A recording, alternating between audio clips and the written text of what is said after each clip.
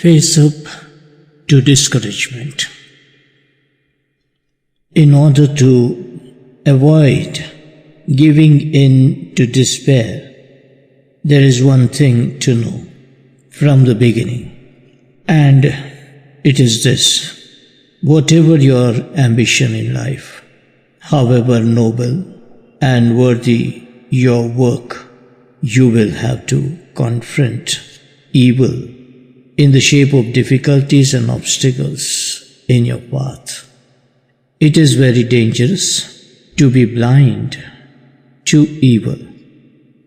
Those who never anticipate evil do not take precautions against it, and by failing to avoid or neutralize its influence, they end up by falling into its trap.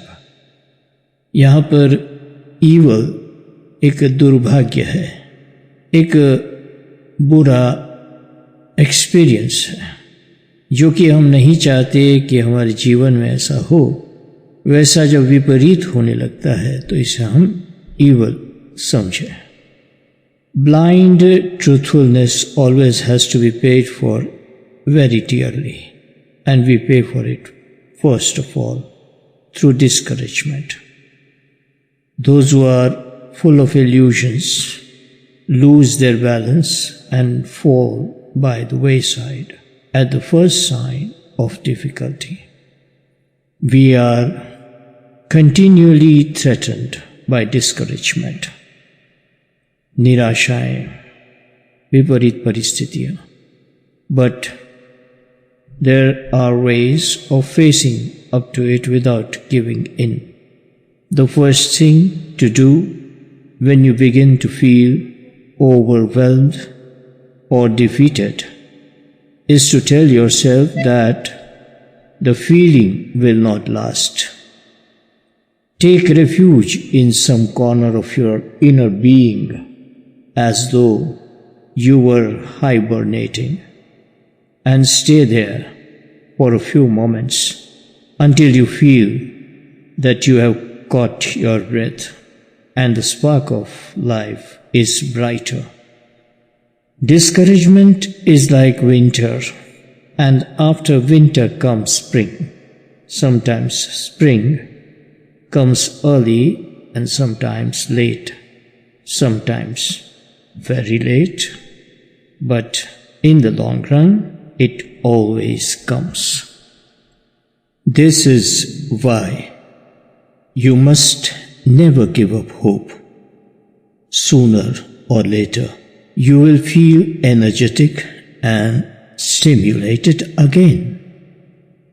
The pity is that so many people give up at the last minute, just before the forces of spring start to flow again. They would be safe if they held on just a little longer. But because they fail to sense the forces of renewal that are so near, they succumb. To dwell on all that is wrong is extremely detrimental. It only makes everything worse, however great your torment. Therefore, you must never allow your inner skies to cloud over completely. Say to yourself, perhaps all is not lost yet. I'll hang on for a little longer. And little by little, the darkness will dissipate and the cold will move off. It is important to know that we are all obliged to pass through periods of difficulty, sometimes of very great difficulty. Life on earth is necessarily subject to ups and downs, to the alteration of day and night, heat and cold, joy and sorrow, spring and winter. We simply must accept to learn to work with these elements. For there is one thing you can count on. As soon as you have triumphed over one lot of difficulties, another will arise. But each time, the experience you have already gained will enable you to triumph once more. I am not saying that through thick and thin you must keep up the pretense of being blissfully happy. No, I am simply saying that the trials you meet within life are not synonymous with ultimate disaster and should not prevent you from being happy. This is not the same thing. Suffering and sorrow are terrible realities. It is absolutely impossible to deny that they exist.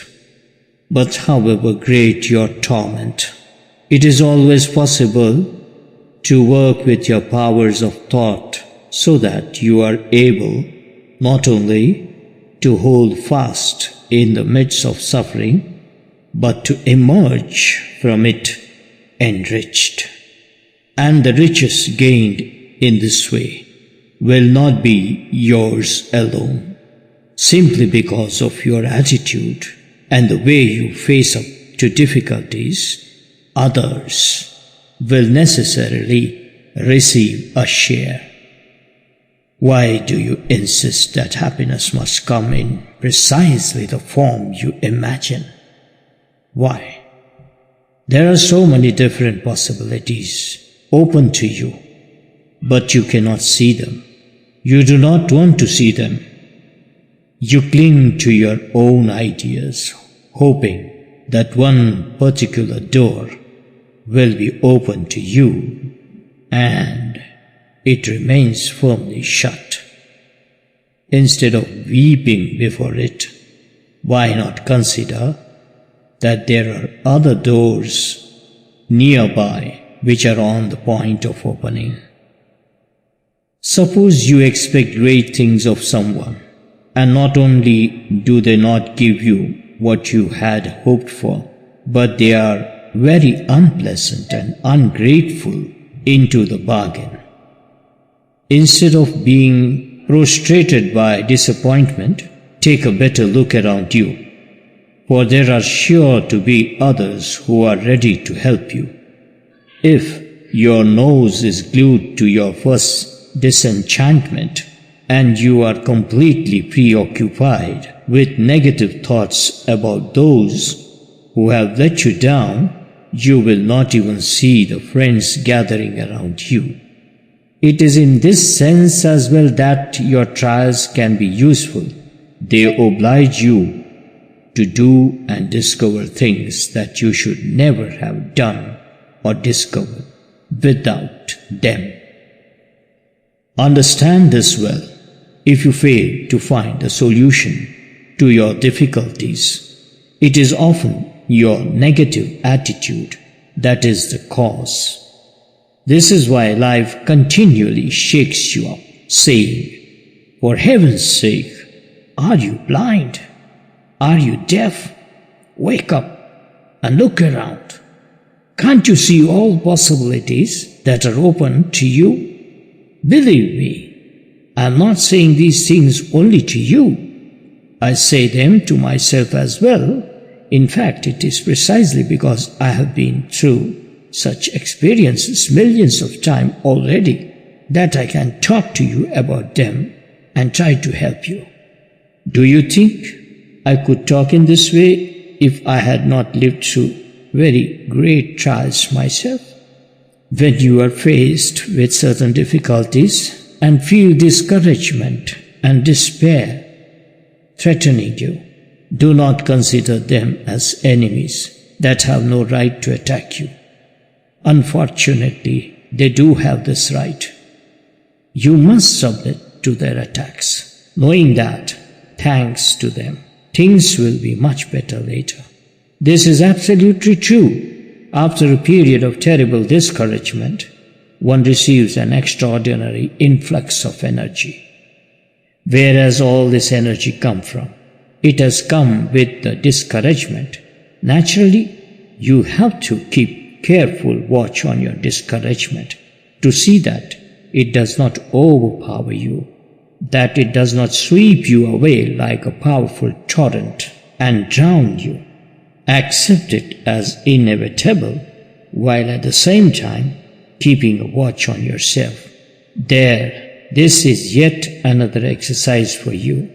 Henceforth, instead of asking to be spared the experience of discouragement, ask to understand it, for this experience always brings with it extraordinary riches and treasures.